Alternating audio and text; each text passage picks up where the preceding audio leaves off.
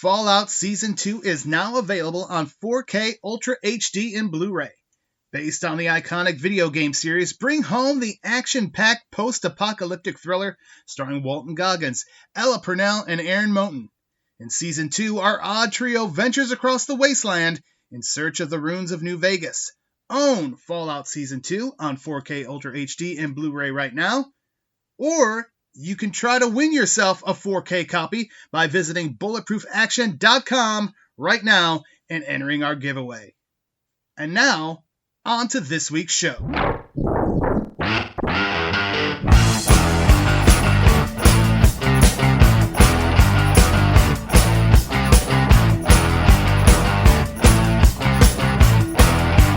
Action fanatics, welcome to another edition of the Bulletproof Podcast. I am your host, Chris the Brain, and I am joined, as always, by the Toyman, Chris DePetrillo. Delaying my sleep tonight, so before I hit the sheets, we're going to hit the streets on this edition of the podcast. Oh, yeah, we are, and we're going to be doing so with Ryan Campbell. Brent, I usually like to come up with some sort of like line here that has to do with the movie, but I feel like the title of this movie isn't really related to the plot at all, so I'm kind of at a loss for words. So I'm just here.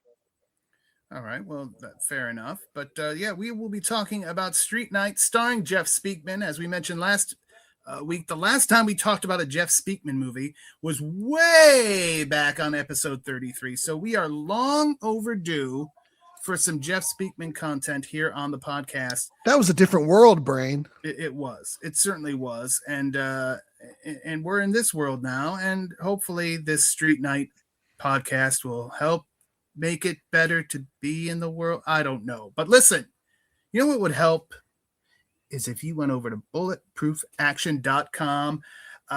What's going on over there? RTG was back with his monthly column, Reel to Reel, and he was covering 1990s La Femme Nikita, the movie that inspired one of Ryan's father's favorite television shows, La Femme Nikita.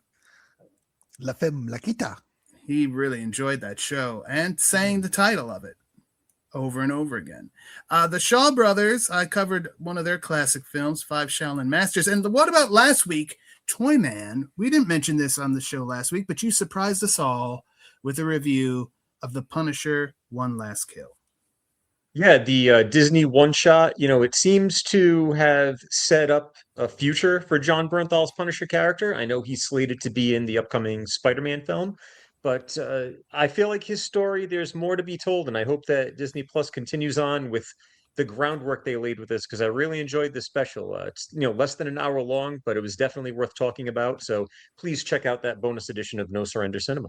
So what you're saying is One Last Kill is a lie. Yeah, I have a feeling that there's going to be a lot more killing going on, especially if they follow through with what they set up here. All right, and this week you'll be back yet again because The Boys finale is upon us. Yeah, again, sad to see it go. One of my favorite comic book series, I would say recently, but I mean, we're talking about a series that started 20 years ago. And coincidentally enough, it was Garth Ennis's work on The Punisher that made me such a huge fan of him. So my friend that I worked with at Figures Toy Company, my buddy Jeff, who occasionally listens to the podcast and reads our reviews, so shout out to Jeff, but he now operates a comic store where I get my comics from, and his best friend, who was also in business with my boss at Figures Toy Company, owns and operates a shop called The Time Capsule here in Rhode Island that we frequent very much so. And he was like, hey, you're an Ennis fan, you should check out this book. And that book was The Boys. And all those issues later and all these years later, still a fan of it. And I will be talking about the summary of what we get out of those last few episodes this week. Very good. I wonder, you mentioned the time capsule. I wonder if anyone listening will now be tempted to go to the time capsule. Because I could tell you... check out the time capsule. I could tell you this. Last week, Ryan Campbell, you and I were talking about Burger King. Yep. Our good friend, the direct-to-video connoisseur, has been tempted to go to Burger King ever since hearing our conversation about the very special Mandalorian and Grogu gimmicks. It is a little bit of a nostalgia trip. It takes you back to a different time when like an entire movie launch was like this big deal for, synergy and campaigns and cross promotions and all these things. And speaking of Mandalorian and Grogu, that's coming up for Ryan Campbell. That's just another update for us. Are you now excited for it? I mean, I'm settled into wherever I'm at this point. I don't think there's much they're gonna at this point. If there was like some secret thing that they were gonna pull out of their pants to get everybody hyped, what? if they were just gonna have the Mandalorian whip his junk out or something, throw it on the table and you're gonna come see this shit.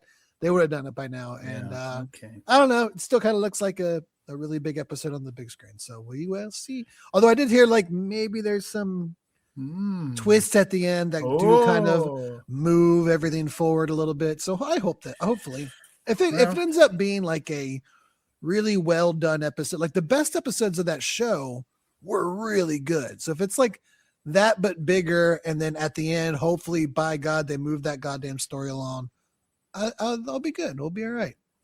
All right. Well, that's another thing to look forward to. Also, we will have a review of the new Jack Ryan movie that will be out on Prime Video this week, Jack Ryan Ghost War. So a lot going on over on bulletproofaction.com as always. So definitely check it out. But now let's get into the business at hand. We are going to talk Street Night, released on March 12th, 1993. The movie starts off as so many great movies have started off.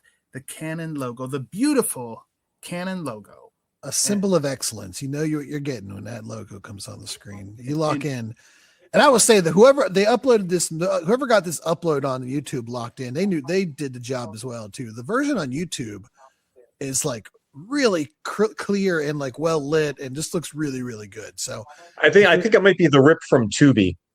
They might have gotten off one of either. But like even like sometimes when things are ripped, you can like see the loss of detail in the translation, like in the rip.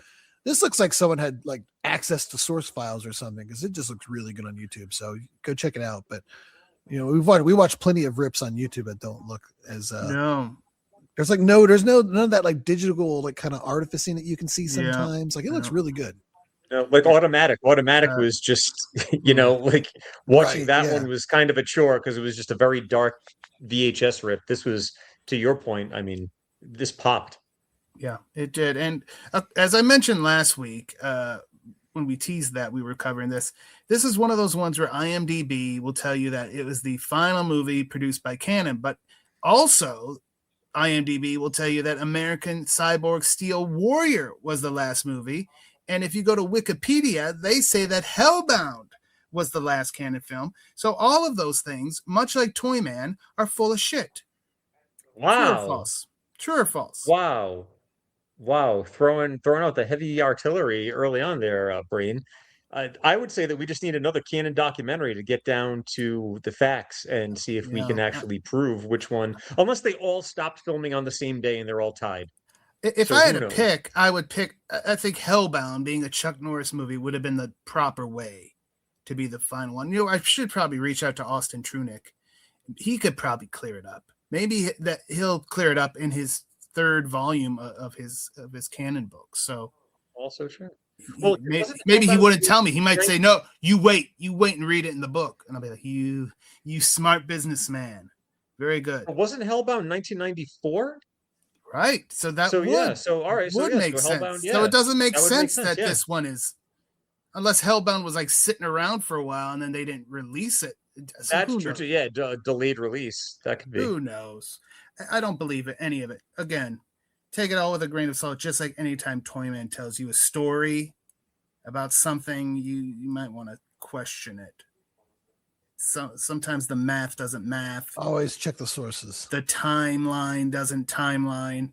He's a lot like the Hulkster in that way as well. But what timeline doesn't timeline? I'm talking about you are in 20 places at the same time in your timeline. You've got one eye on two different TVs or something. I don't know. That's accurate. We did have multiple TVs going in the house. It's stupid, too. Anyway, let's get into this movie and not your nonsense. This one has a very famous producer, Toyman. Yeah, Mr. Mark DeSalle. Right. who And we lost earlier this year, sadly. But boy, did he leave a legacy. I was going to say that not only did we lose him, but we didn't talk about it at the top. But Mr. DeSalle responsible for Bloodsport, which featured somebody else that we lost this week, Don Gibb, also famous for being Ogre in Revenge of the Nerds, which Revenge of the Nerds has a connection to Street Night as well, as we'll find out a little later on. Indeed, we will. But yeah, Mark DeSalle, he did Bloodsport, Kickboxer, Death Warrant, Perfect Weapon, and of course the movie we're talking about here, Street Night. And let's actually talk about the movie because it opens, Ryan Campbell, with a hostage situation. I guess this would be one of the world's most dangerous libraries. Yeah, not always a place that we have a setting for a scene, especially when it's just kind of like the code open, like doesn't really serve the purpose of the plot. Usually we just go bank or we go, whatever. But yeah, we got set up in a library here. Yeah, we got this psycho. I guess we did need a place where kids would be around. So maybe that's part of why they did it. And because, yes, it's a very important part because the psycho has a gun to the head of an 8-year-old girl. We get our super cop, Jake Barrett, played by Jeff Speakman. He comes on the scene. He's trying to reason with this man, but there's no reasoning with a madman. But he's like, hey, put your gun down. I'll let the girl live. And he's like, reluctant. He was reluctant. Come on, put the gun down. I'll let the girl live. So he finally complies. And, of course, the psycho shoots the poor girl anyway. And now that leads to not even the second most unsettling open I've seen this week. And anyone that saw the Punisher One Last Kill knows exactly what I'm talking about. A teaser. I'm surprised you and Toyman didn't do a special bonus episode. That has an even more collaboration. And even dastardly more like, oh my God, that's a very unsettling opening. I might have to watch now. I think you'd like it. There is definitely some Death Wish 3 Bronson-esque. Yep. Like the state of New York in the beginning of it's only like 50 minutes, but the state of New York at the beginning of it is giving me very much like I half expected him to come around. Oh, Kersey to show up. Yeah. Well, I'll have to give it a watch. We find out that this was a nightmare. I mean, it happened, but it's been something that our man Jake Barrett has been reliving, assumingly since it happened, because he wakes up from this nightmare all sweaty and naked, and he gets out of his bed and he looks out his window. Just his dong is hanging right out there, like Ryan thinks Grogu will. And just anyone outside Toyman's getting a free show tonight. This scene, I wouldn't say it's like tacked on because obviously there's a reason why he jumps up out of bed. But it reminded me. Do you remember National Lampoon's Loaded Weapon, the spoof with Sam Jackson and Emilio Estevez? Yes. It reminded me. What do you call it? The butt-in-the-moonbeam walk. Yeah, like he was required to do that. It seemed like they kind of required Mr. Speakman to show his derriere here. I did. One of the things that I didn't do that we normally do is. First time we've seen this, we know this is Ryan Campbell's first time watching this movie. We'll just skip by that. Toyman, for you. Yes, sir. Was this one you saw back in the day? This was one that I rented, and my VHS copy of it is actually an ex-rental copy that I purchased from Blockbuster. All right, this is one, for whatever reason, I never saw back in the day. But, and I think we may have talked about this either last week or recently, it was when I had those Encore channels and it popped up. And now, when there is, on these premium movie channels at the front, it's a rated R. And then it tells you the reasons why it's rated R. Nowhere in there did it say anything about nudity. So then 2 seconds into this movie, I got Jeff Speakman ass on my. I'm like, do you even know what you're doing? Does that not count? Was this family viewing? Was everybody sitting down to enjoy some action? And they got maybe we'll get lucky. Maybe we'll get lucky. They'll do a DVD release, and on the back of it, it'll say, "I got Jeff Speakman ass, bulletproof action." Right. Speakman cheeks. I'm like, what? I'm like, well, maybe there could be all kinds of nudity. And then there is a strip club. Come on, Encore channel. You don't know what the fuck you're doing over there. Anyway, let's get back to it. The next morning, he's put some clothes on, he being Jake Barrett. And we find out he's no longer a cop. He now works as a mechanic. and he's got the radio on, and we hear about gang violence in LA and how there's a talk about a truce between the Blades and the Lords, who are the big two gangs. Not to be confused with the Lords of the Underground, who sang Chief Rocka, one of the greatest hip-hop songs of all time. Here's our cricket moment early on. They're also known as the Lords. I think I actually heard crickets that time. Yeah. They're also known as the Lords. That's an actual fact. That wasn't like a pun or anything. They're actually known as the I'm Lords. aware, but you still have that moment in each show where Cricket Wireless presents Toyman's cricket moment, and it came very early. It came almost as early as Speakman's ass. It's the from Speakman's ass to Bulletproof Action's resident ass, right? Right. Toyman showing ass every time he makes one of those cricket comments, and that was there. But very good. Hip hop heads everywhere listening are pumping their fists and like, yeah, Toyman knows his shit. All right. Speaking of shit, back to Brain. Oh, wow. That's rude. That is absolutely rude and uncalled for. I've never treated anybody on this show with such rudeness. Anyway, that night. Ryan Campbell, he's like the child stuck between two battling parents. Ryan Campbell probably left. Ryan Campbell went to go get some. I went to go hang out with my cool uncle when you guys fight.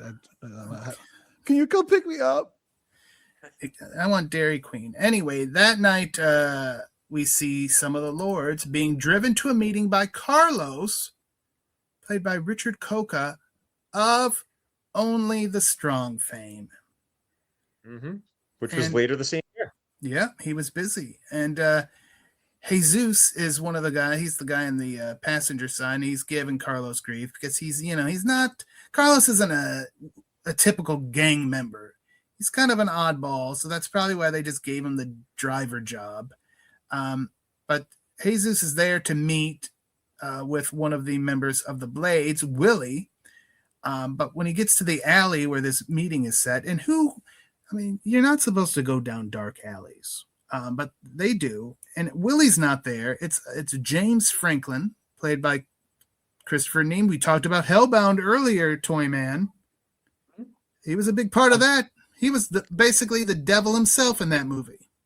I was gonna say he was the main heel, the main villain, and I was surprised that you weren't going to throw out the reference that he was on both Dallas and Dynasty back in the day.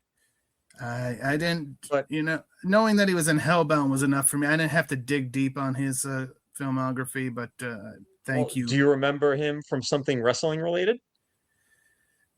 No, I'm drawing a blank. He was in Suburban Commando. Suburban Commando. I used to think of the Suburban Commando trailer that was on like 3 of my VHSs for some reason. I honestly don't think I've ever seen Suburban Commando from start to finish. It's one that I would catch pieces of here and there, but I never sat down and just watched Suburban Commando. I want to see if YouTube has that clip. Sometimes you find those trailers that were on your VHSs beforehand, and it just like takes you back. Yeah. There was one for Suburban. I can't remember what VHS. It was probably on like Mighty Ducks or something. I don't know. Could be. But maybe a Ninja, maybe it was Ninja Turtles. Sense, yeah. I think it was one of the Ninja Turtles. Like, as I said that, I thought it was one. Suburban Commando. I can like hear the trailer guy voice in my head. Well, this James Franklin character, this is all a trap. This is a big trap. The Blades that show up in that alley don't leave that alley. Carlos does drive up to see what all the commotion is, and when he spots Franklin, he gets the hell out of there.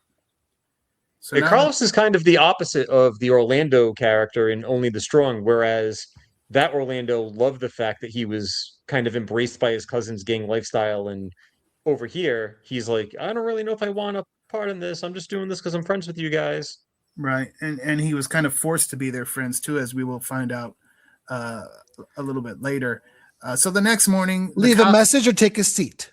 Leave a message or take a seat. And then Hulk Hogan picks up the entire couch because he's from the future and doesn't understand. Thank you, Ryan Campbell. The next morning, the cops are now in this alley, and it looks like obviously this is some gang violence. We meet Lieutenant Crow, who's talking talking to Detective Fernandez, played by Marco Rodriguez, who we talked about on our Cobra episode, Ryan Campbell, because he's the madman in the supermarket at the beginning. Oh, he's just filling out all the roles, Brain. He's also in The Crow. Is he fired up guy in The Crow? And I feel like we made that connection when we did awesome. Cobra. Fire it up, fire it up. He's also in the opening of another Bulletproof action favorite, one that we've talked about on the podcast. One of the Maniac Cops. Maniac Cop too, yeah. He's the convenience store robber. Same thing, yeah. He had a whole gig where he was just being a problem at the I was gonna say first he might be like the official first act goon of the Bulletproof podcast or something. But here he's on the other side. He's assumingly part of like the gang task force, and he's like, make sure there's no retaliation for this because we don't know what really happened. So now we go back to Barrett's garage and we meet a friendly lady named Lucinda, who brings Jake one hell of a lunch, Ryan. Everyone needs a Lucinda in their life, a neighbor. I went out last week and power washed the back of my neighbor's house, and she brought me over a nice pie that I had. Mm-hmm. Everyone needs that neighborly person, like Lucinda, that just like, oh, honey, oh, don't worry, baby. Like, oh, everyone needs that. Oh, yeah, that's good. That sounded just like Lucinda. Very nice. If we ever are going to have a Lucinda sound-alike contest, don't anybody try to get into it. Because Ryan Campbell's already won that crown. Right. But we find out she's buttering him up, so he would consider helping her friend Rebecca Sanchez with her car, she claims, because, of course, he's a mechanic. That's what he does. He fixes people's cars. The even better twist is a character like this, Brain. She's not even doing this because she's worried about her health. She's just trying to hook up those two. Yeah. She's playing like that. She's Cupid. She's doing like super 4D chess. Mm-hmm. Well, let's go back to Franklin. Him and his team, they cannot find this kid who we know is Carlos. They don't even know his name. But Franklin's like, we need that kid dead. He saw way too much. So now Barrett has gone to see Rebecca Sanchez, who I believe works at some sort of clinic, it appears. And he finds out her problem isn't car-related at all. The woman doesn't even own a car. Her problem is her brother is missing, and her brother is Carlos Sanchez. It's all coming together now. We're connecting some dots here. Yeah. Barrett's like, I don't do police work anymore. And she's like, oh, yeah? Neither do the police. Boom, shakalaka. Very of the time. A lot of this movie is very of the time with, coming hot on the heels of the Rodney King beating and the trial and everything. And, there's going to be a lot more of that sprinkled throughout the film. Well, that night, Rebecca gets some unexpected visitors while she sleeps. It's the leader of the Lords, Cisco, who was in Bulletproof that we covered. And he is also looking for her brother because her brother belongs to his gang, but she doesn't know where he is. Barrett, once again, reliving his nightmare, gets up, wants a little OJ. But he's still frazzled, Ryan Campbell, possibly also sweaty again, and he drops the container of orange juice. The old PTSD, drop it and it busts, or if it's glass, it shatters everywhere. Yeah, it's glass. It's not the Tropicana this is an old school glass. It's not carton orange. Back when they actually sold things in glass bottles. Right. Yeah. So he's like, oh, well, now. Back when we were a real country with glass bottles, damn it. Thank you. He has to go to the convenience store because he really wants that goddamn orange juice and he's not going to lick it up off the floor. So he goes, he's like, hey, Emilio. And he goes back. Of course, the stuff is all in the back because that's where the coolers are. And while he's there getting his OJ, two thugs come in to rob the store and talk about some of the worst timing ever, Toyman. Yeah, Barrett, you can see that he's kind of hesitant, like, oh, shit, what did I get myself into now? And then all of a sudden he just kind of flips the switch and walks up to the front, cool as a cucumber, just, hey, Emilio, how much are you going to charge for these things? And then before you know it, it's just an excuse to start kicking ass, sticking some glass in the guy's shoulder, knocking another one through the display. And now he's, back on the job. He's kind of got his mojo back. Yeah, he's still got it, baby. Cisco shows up the next day at the garage to thank Barrett because apparently Emilio is his uncle. this is a very close-knit neighborhood here. And Barrett's like, oh, no worries. Emilio already thanked me. I don't, want any favors from you gang bangers, bastards. Anyway, Franklin and his team are... I think that does, though, establish, though, that, like, the movie's trying to establish that the gangs aren't just, like, your typical gangs in a movie. Right. They're not your... Especially in a canon film, they're not just, like... caricatures, rabid animals that just like rape and shoot anything that comes by them. Right. There's a little bit of like a respect, or almost like a Crime Family-esque kind of. Well, and the Lords are the Latino gang, and the Blades are the Black gang. So they're taking care of their own, and it's everybody else who better watch out. But since Barrett was good to one of theirs, they're good to him. So. And they do an interesting job of, like, obviously they're not the good guys, like, don't join a gang, but they do present it as, in these communities, when you're a boy and you reach a certain age, like, you really don't have much of a choice. If you want to be protected, you gain up, Right. So we go back to Franklin. Him and his team, they're driving around in a van. They pick up Pee-wee from the Lords, and they want to know who the kid in the car was that night. And we meet Martin, a very ugly goon, played by Hank Stone, who was in Death Warrant, among other things. And they kind of do a good cop, bad cop thing, Toyman, which is ironic because the entire team is like bad cops. That we'll find that out. Yep. Yeah. So everyone, it's kind of like just, what do you want to say? Like, not black market. What am I looking for? Like black ops, ex-cops, running game and trying to get all these jobs done. And it seems like they're trying to stir up more between the gangs. So it kind of allows them to skirt by the wayside and get their shit done while the gangs just pick each other off. Right. They know how to, like, destabilize a status quo or something. We'll say that. Right. This movie also has really good looking goons. Like, they all look like that's the goon in the movie. Nasty. And I do want to say something. And by good looking, you mean they look terrible. Right. They've all got that, like, marked and everything. They've all got that weird, like, not wrinkly face, but like, I don't know, scarred up looking. Like, they just look like goons, Like, I do want very leathery. Yeah. Like fucking leathery. Yeah, leathery. That's good. Yeah. That's good. They if you went to Central Casting and said, give me a group, these are the guys who'd come out. Right. There is one thing I want to mention, and I was deeply ashamed of myself. Again, this is probably the third, maybe fourth time I've ever watched this movie. And I don't know how I never made the connection. But when I saw him on this watch, I said to myself, holy shit, one of those goons, Toyman, one of those goons was Tom McGee. Mm-hmm. I don't know how I missed that. Any previous, I even did a scene of the week, that scene that we'll get later, and I never even mentioned in the scene, like, oh, that was Mega Man Tom McGee, the man that Vince McMahon handpicked to be the next Hulk Hogan. And great workout. And had the famous Bret Hart match. Brief resurgence, like 10 years ago now? Yeah, when they finally showed that match? When they found the footage of that match with Bret Hart, where they were convinced, like, yeah, this guy's got it, and then he had every other match after that was the shits. And I remember at the time when they finally showed the match, and he got booked for maybe like a WrestleCon, but some of the bigger conventions and stuff.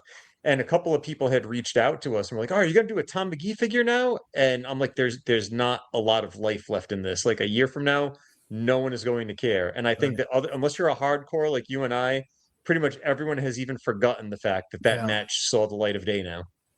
Yeah, I'm like, how did I miss this all these times? But yeah, Tom McGee, I remember like the WrestleMania 3 recap magazine. And I think it may have been the first month where it went monthly, because it used to be bi-monthly. WWF magazine was bi-monthly. It went monthly, and it had the big WrestleMania 3 recap. And that's where there was that little blurb about Mega Man Tom McGee, and there was also the little blurb about Missy Hyatt taking over Piper's Pit. And neither of those things panned out. And I actually watched some of those Missy Manners on YouTube not too long ago, and I'm like, yeah, boy, did you make the right call there. That show was the shits. Thank you. But now back to our movie talk. Pee-wee is not complying.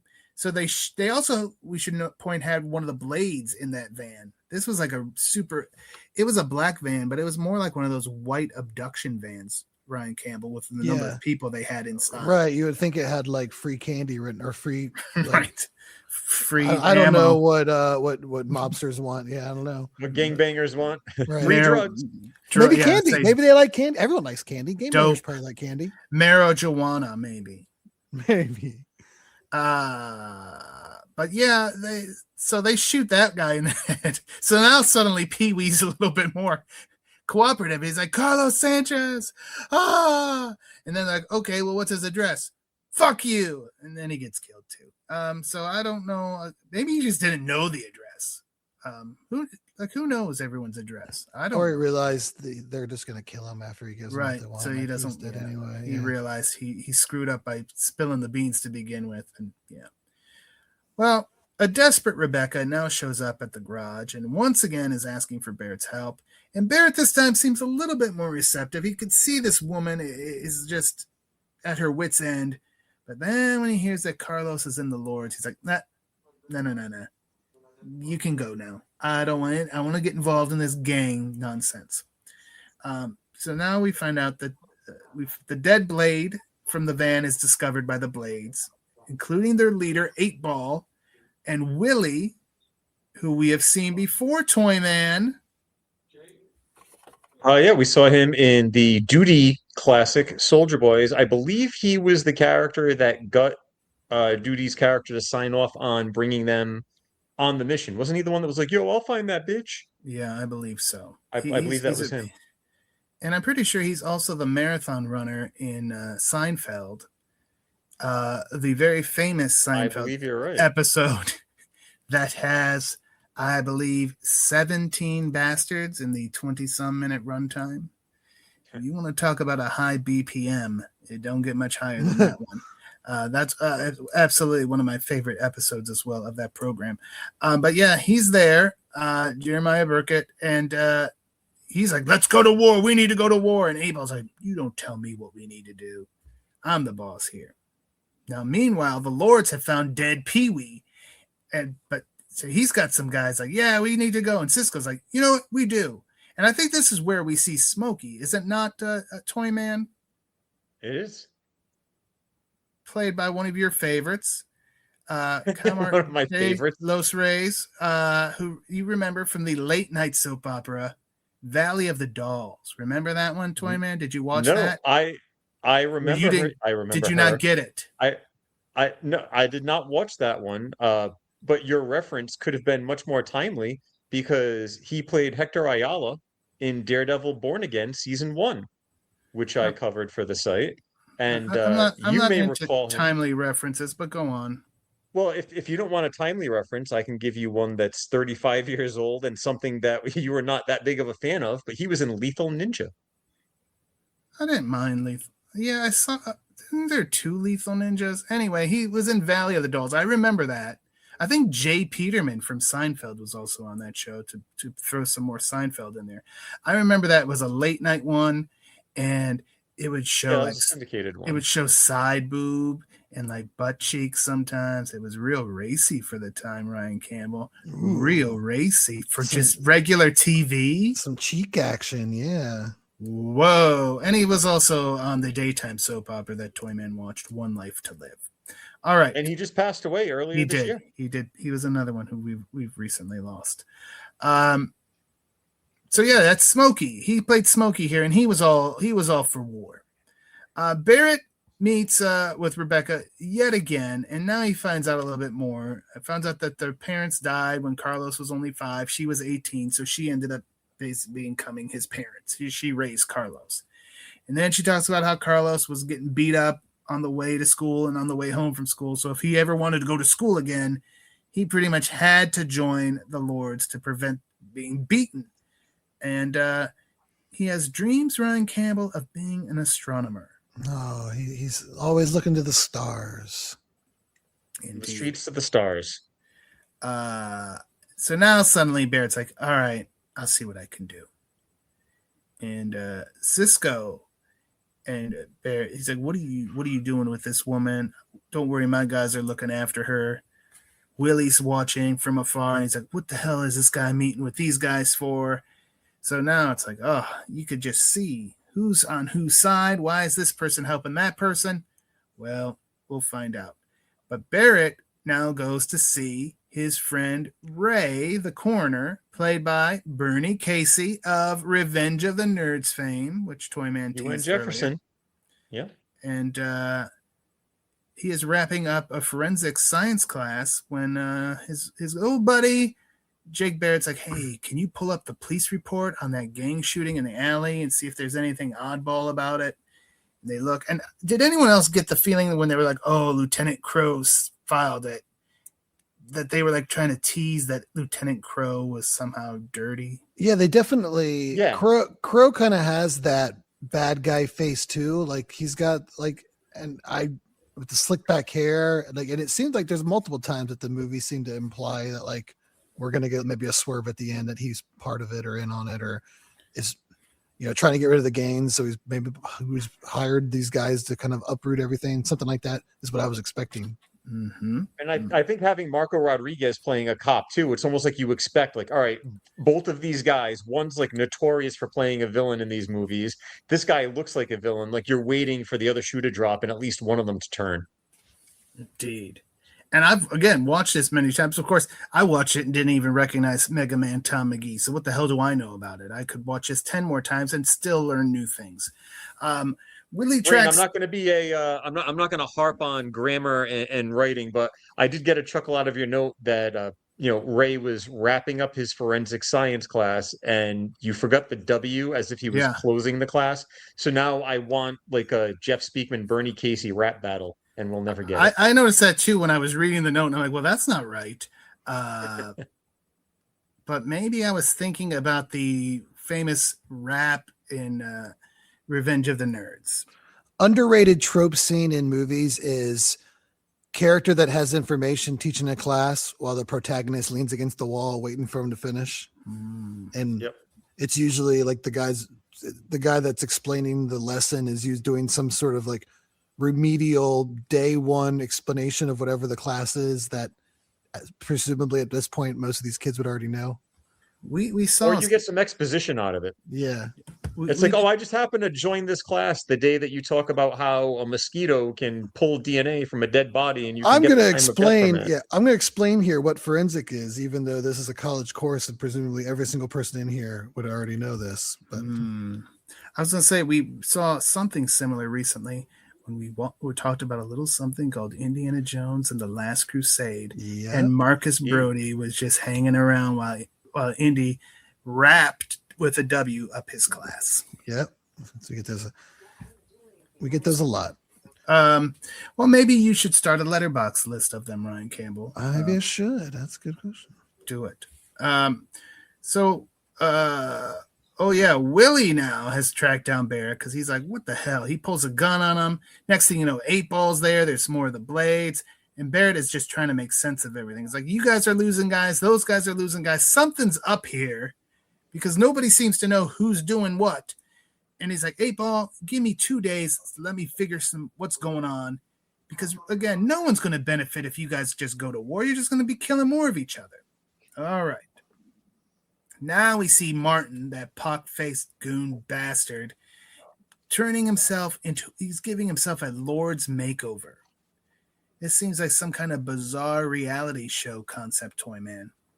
Yeah, this scene, for whatever reason, is the one that I always remember most about Street Night. Just the guy disguising himself, and he's like, "Oh, I look pretty good, eh, Holmes?" Like he starts putting on the accent and everything. Mm-hmm. For whatever reason, that one always stood out to me. I don't know why. It's not like a particularly blow away, memorable scene or anything, but I like the fact that they're actually going to greater lengths than your normal villains in some of these B movies. Yeah. And they're actually working hard to try to swerve these gangs into killing each other. Yeah. I think some of these guys were theater kids growing up, like, or they secretly just want to be in the theater because they love being able to put on some costumes and do some work on a new character. And future these guys on the stage. Yeah. Toyman remembers that scene because in 10th grade, he went as a cast member of Blood In, Blood Out for Halloween. Great movie. Thank you. That's one I have yet to see, but I own it. I've had it for many, many, many years. It's a very long movie. I almost watched. I'm like, oh, maybe I should. And it was like, whoa, this movie's too fucking long for me to be watching. So we'll just leave it wrapped up for right now. I'll get to it eventually, maybe in another 10 or 20 years. So yeah, oh yeah, they're gonna just let's figure out what's going on. We get the guy. He's doing the thing. He's all dressed up. So what's he got planned? They're gonna rob a gun warehouse and make it look like the Lord's were. There's gun warehouses. I think that was my main thing. Like, there's warehouses specifically only for guns. That's right. You don't want to keep your guns by other stuff, Brain. You want to just have one location. I just figured a warehouse is a warehouse. You can have all kinds of things in there. But apparently this one, and it's you got to compartmentalize. You advertising that it's a gun warehouse also seems like it make it a very big target for such ne'er-do-wells as Franklin and his men. Anyway, there's some homeless people outside of that warehouse, and they see what's going on, so got to kill them. Nobody could see anything. Franklin then kills Willie's brother, and then Martin gets to really, even though Willie can't see him, he does the whole voice. He's like, your brother is dead, and he screamed like a woman essay, and, it's okay. So now Willie, we already know he's ready for a war. He's all pissed off. And now comes Ryan Campbell's favorite scene of the film. Because Rebecca and Barrett are talking, and Rebecca finds out why Barrett left the force. And next thing you know, it's sexy time. Yeah, that out of nowhere. And I know that in canon films we don't always get the most fleshed out romances, but they haven't given us really anything to think that there was going to be any kind of romantic relationship between these two other than a male main character and a female main character. But yeah, maybe she's just at her wit's end and she just needs, a good lay or something. I don't know. Or she was in the outside and she saw him that night when his dong was out, and she said, holy shit. It reminded him of Grogu's dong, and she just... Holy shit. I want on that ASAP. I don't know. But again, yes, it's not anywhere near the romance of Paul Kersey and Catherine Davis from Death Wish 3. That really that was a whirlwind romance. All right. So yeah, we get some sexy time. We don't see anything. They just, it's implied. Correct. Yes. We get some kissing and a little kissing, and next thing fade out. We're back to the morning radio news, and Barrett now stops a drive-by from happening. Cisco gets pissed off that Barrett got involved, and he's like, well, why did you guys steal the guns? We didn't steal any fucking guns. Shit. Barrett then finds Willie to say, listen, the Lords did not kill your brother. Someone is pitting you guys against one another. I need to talk to 8-Ball. All right. Well, now Franklin's guys have still not found Carlos. They have no idea where Carlos is, but they have found out that Jake Barrett is getting involved in all this business. And Franklin, it's like, oh, I know about Jake Barrett. I think they were in the academy together, some such thing. He had a past with them. And he's if like, nothing else, he was probably aware of the story, what happened to him. Well, yes, he definitely knows why he left the force. Right. So he's like, all right, well, he could be a problem. You two guys go over to his place and get rid of Barrett. So Barrett, we go back. He's now on the phone, which is a good sign, If they did what we think they did the night before, it's good, Ryan Campbell, that he's speaking to her the next day. Because sometimes gentlemen are known to do that, and then they kind of ghost the woman for a while. But definitely, guys, call the next day at the very least. So he did the right thing. He's talking to her, and she mentions again about Carlos's love of the stars. But while that's happening, he's like, he sees his doorknob moving, like somebody's trying to see if they could get in. And he's like, I have to call you back. Next thing you know, the guys just bust the door down. Barrett gets the jump on both of them, snaps their necks, kills them dead. They're deader than dead, Toyman. And now he's going to deliver him to his coroner friend. Right. And isn't that nice? He knows his friend loves to work on dead bodies. So what better gift to give him than 2 fresh dead bodies? What a good friend. In the middle of the night. He's a good friend. He's a caring lover. Calls the next day. Yeah, indeed. I think we should write up a nice dating profile. That's right. For Jake Barrett. The most eligible Bulletproof Actions eligible bachelors list. Who are the most Jake Barrett. He's got his own business. Yes. I don't know. He'll call the next day. He'll befriend your relative or your sibling and be like a big brother to your sibling. He's not wasting money on pajamas. I mean, this guy, he's got a lot going on for himself. That's right. So yeah, he's hoping he can fix your car. That's huge. You got a guy who can do a car. Oh, if you know a guy that can do a quick fix on a car on the cheap or something, that's a friend to keep in your life. Oh yeah, you keep them. That's right. Toyman's got a car guy, and he's often using them. Anyway, he's hoping Ray could figure out who these guys are because they find out the reason that there were no fingerprints is because they have used acid to just get rid of their fingerprints. If you're gonna be like a blacklist merc, right. You can't have fingerprints, Exactly. So then we see that Franklin and his guys are going over whatever their big plan is. We don't know what, but there's a whole big table and they're like planning shit. And he's like, hey, those 2 guys that you sent over to get Barrett, they haven't checked in. All right, well, let's go to plan B. You go over to the garage, bug his phone, and you know what? Steal some of his clothes too, because you're going to get to play Jake Barrett. You got the part. Yay. Indeed. So he came out into the goon warehouse and put a list up of like the roles, and all the goons ran over to the paper to see who got the lead role of Jake Barrett. He got it. He got it. And in addition to getting it, he gets a free trip to the strip club where he kills Willie. Oh, perk of the job. Perky indeed. Oh, perk. Anyway, it gets worse though, because now again they've tapped his phone. So Ray has discovered some information about these mystery men, and he's on the horn. He's calling, and they hear the whole thing, and he's like, Ray and Barrett will never meet. And true to their word, Ray is shot dead before Barrett can get to him. But when Barrett finds him, Ray's dying words, my pocket. And inside, Barrett finds the info. But now, Toyman, he is really pissed because now they've killed his good friend Ray. I thought he was mad because he thought Ray said hot pocket and he was hungry. Oh, jeez. Thank you. If we didn't already use your cricket gimmick, it would have been right there, folks. You get a 2 for tonight. Hot pocket. And somehow Ryan makes it worse. All right, we go back to we go back to the garage. He gets his gun. He says, "Now it's my turn."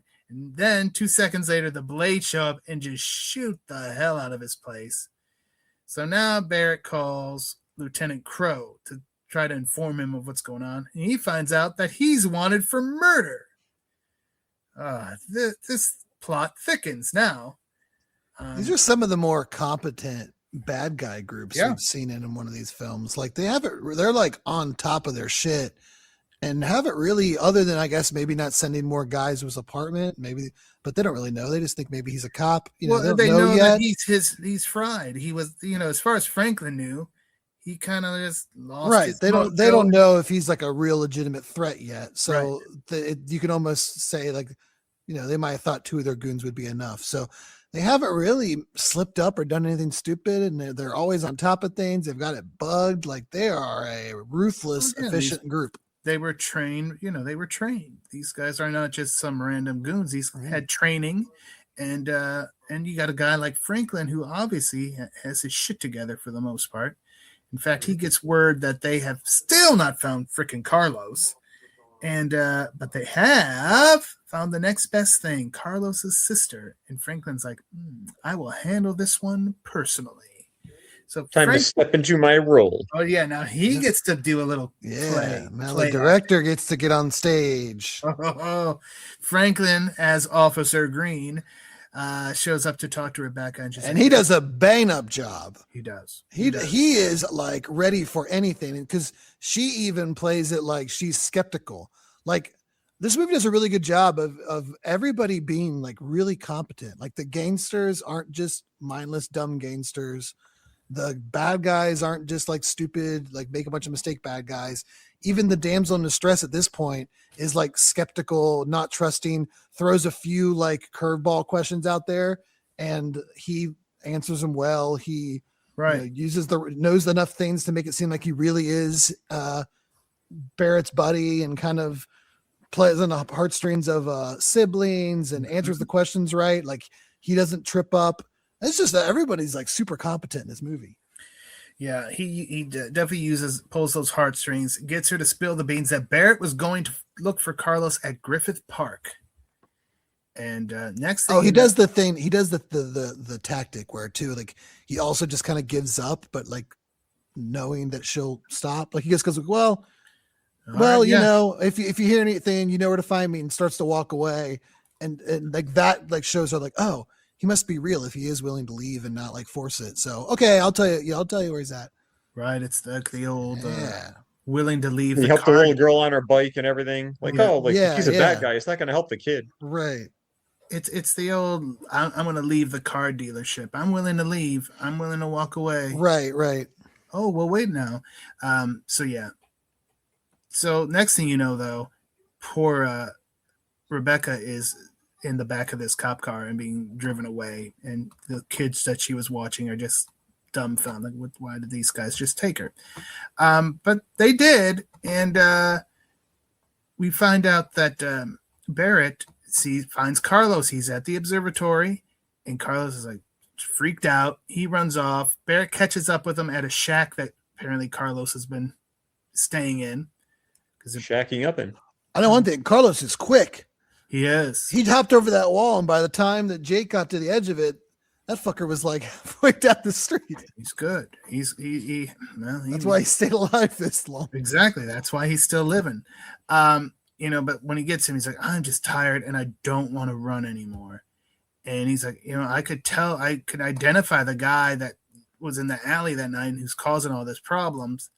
And Barrett, obviously, at this point now empathizing, because Barrett himself, folks, has been running from something, has he not?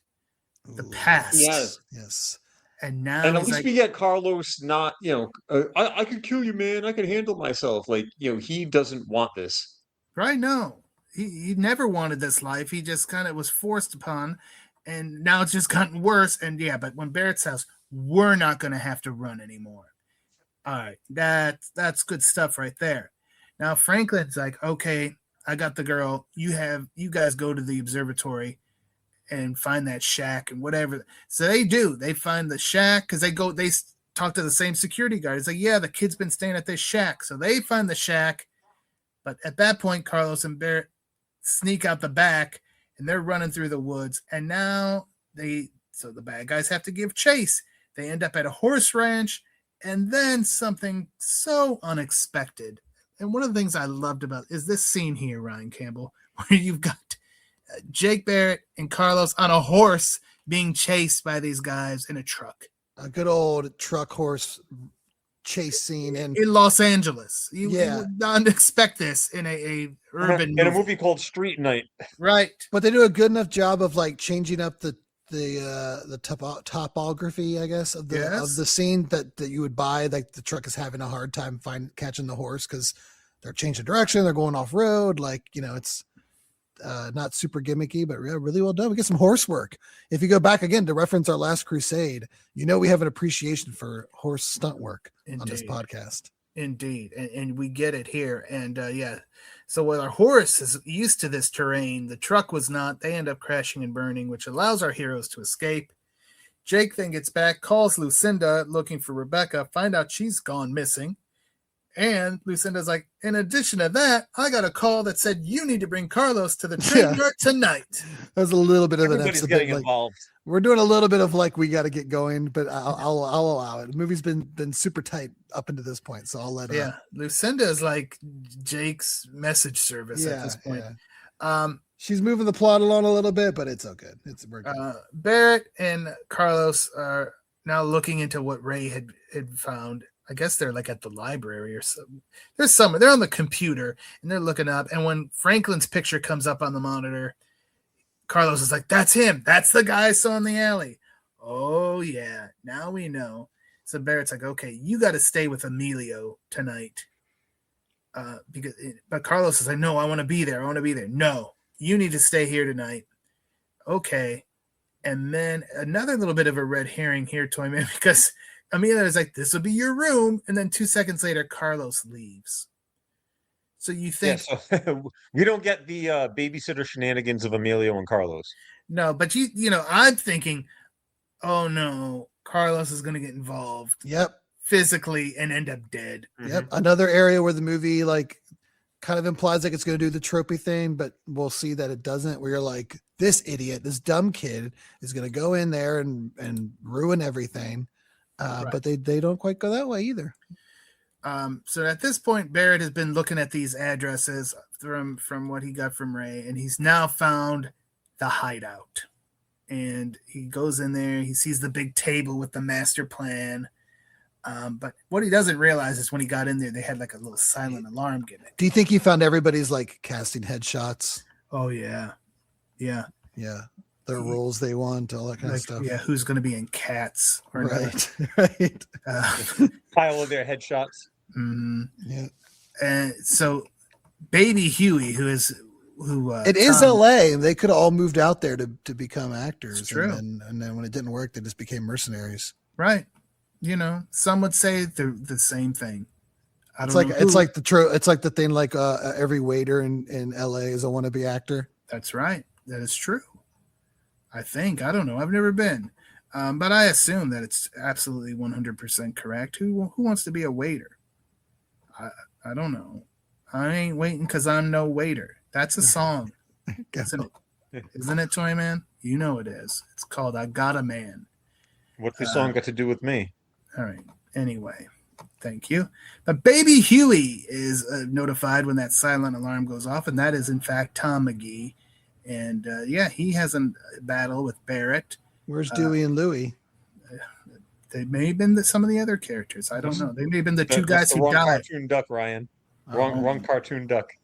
Right. Baby Huey's different. Anyway, he doesn't take care of Barrett at all. Barrett uses wrenches on him, and it's goodbye, Mega Man. Goodbye, indeed. So now Barrett's like calling in. He calls the police. There's a 211 in progress. That's a robbery for those in the know. And Crow and Fernandez, since they're the only two recognized cops in this film, they're like, oh, we better go on the way because it was frickin' Jake Barrett who called it in. So and Barrett... We're waiting to see if they're going to go bad or not. Right. Again, we don't know.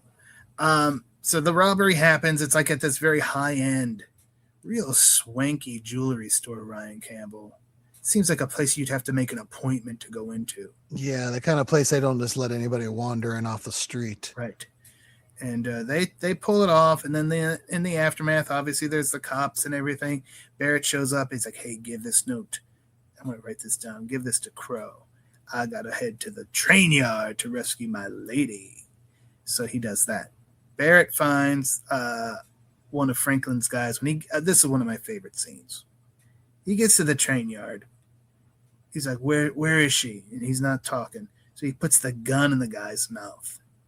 Then another one of the guys shows up, and he turns the guy, and he shoots him while the gun is still in the other. Oh. That's a great scene. That's probably the scene of the movie. Talk about being efficient. Boom. 2 for 1. And what a way for that other guy to, oh, my God.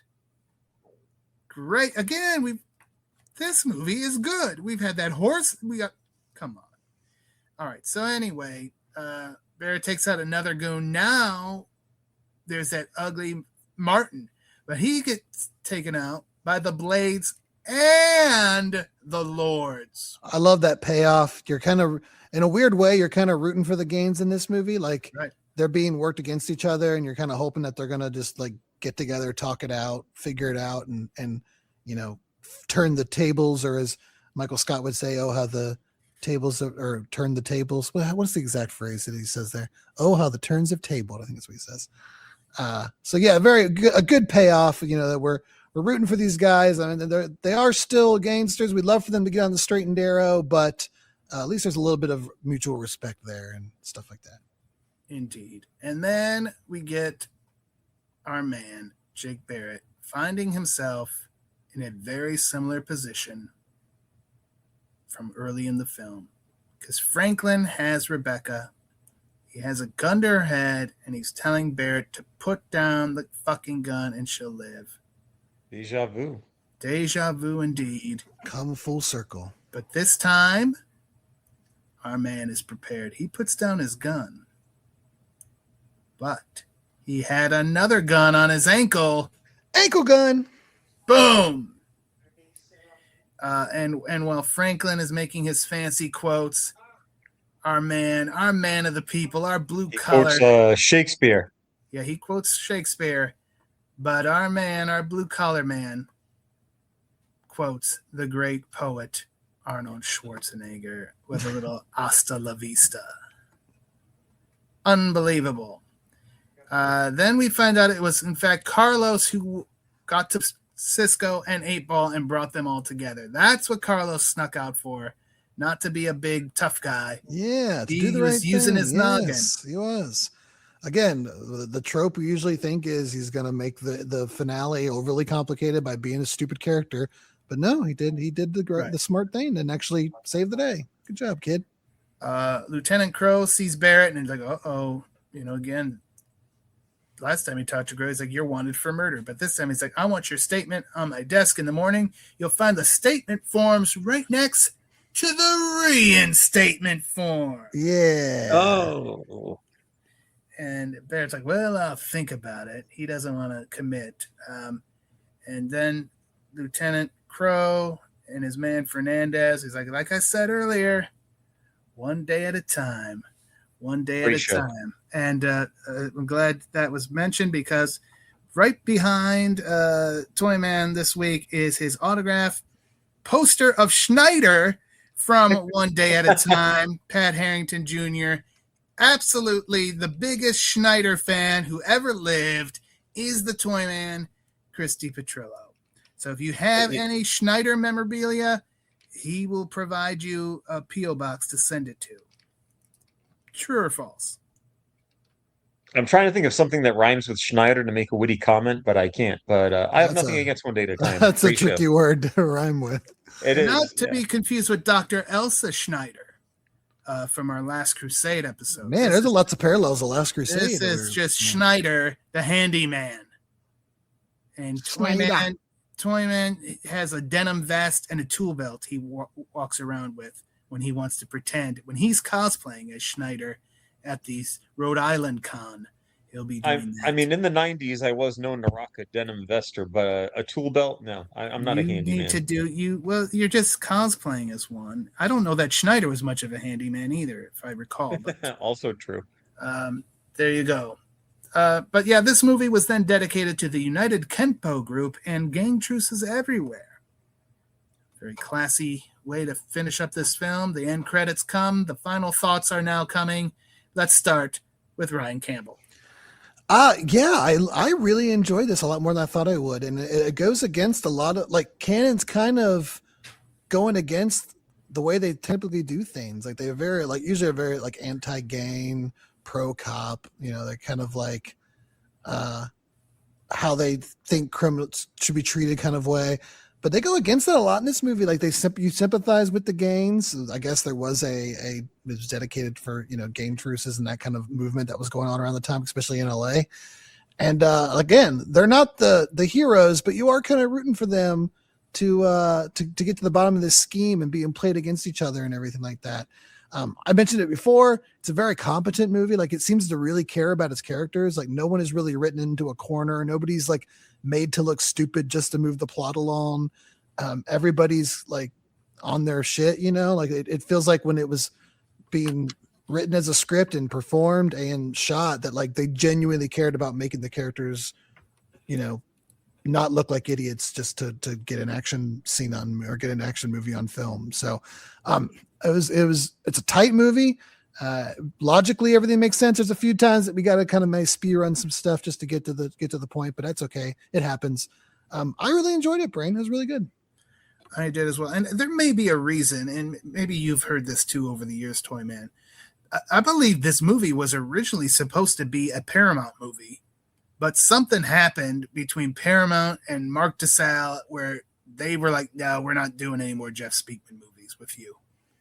And that's where Canon stepped in. So that could be why it doesn't feel as canon-y as a Canon movie, because they just kind of picked up the pieces and maybe, yeah, the stuff was already there. They just didn't really make changes, just like get it shot. Yeah. Yep. No, I believe that's the case. But this movie, I mean, realistically, if you take, maybe like 2 of the supporting roles and add in like a bigger name, and I don't mean like necessarily like an A-list person, but this could have been a theatrical release. No, not Pat. Like Pat Harrington Jr. could have been Lieutenant Crow.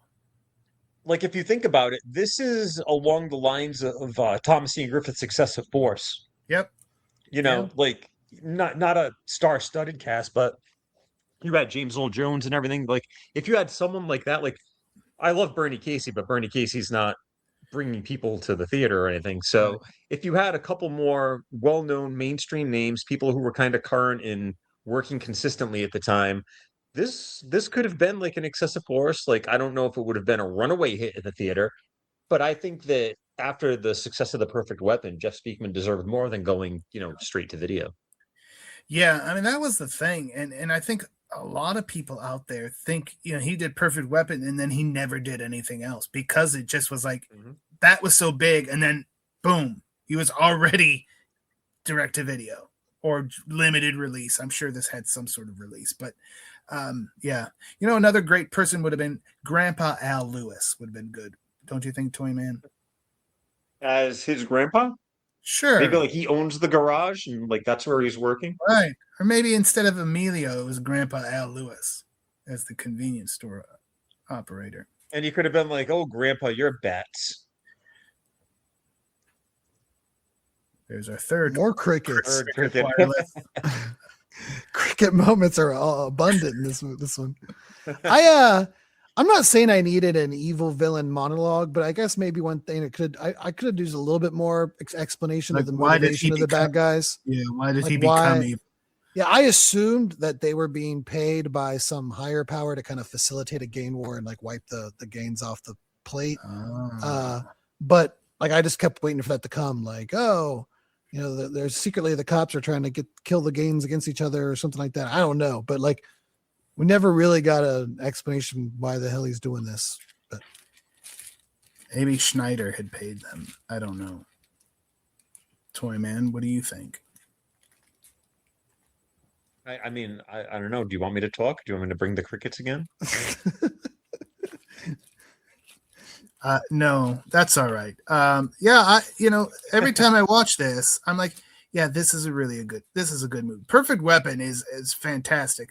But this ain't like that huge of like a big downturn for him. This is right up there. He deserved more, and we probably need to do more Jeff Speakman. Not wait like hundreds of episodes until we get to him next time, because he has a few others that we can get to, and we will in future episodes here of the podcast. But right now, I want to talk to you about social media, because you can let us know what you thought about this episode. You can give us suggestions for future episodes. You can talk, respond to what we're doing on the site. Social media, we're at Bulletproof Pod on X and on Blue Sky, and we are at Bulletproof Action on Facebook and Instagram. You can follow us on Letterboxd. We're at Bulletproof Pod, and you can follow me personally. I'm Chris the Brain over there. And of course, Ryan Campbell's Baby, the YouTube channel. That's right. We did cross over the 2,300 subscribers mark. So we definitely thank you guys for that. So yes, you haven't gone over there, check that out. Do all the things. And that also goes for whatever you're listening to the podcast. It's absolutely free for you to subscribe or like videos or like the podcast or whatever.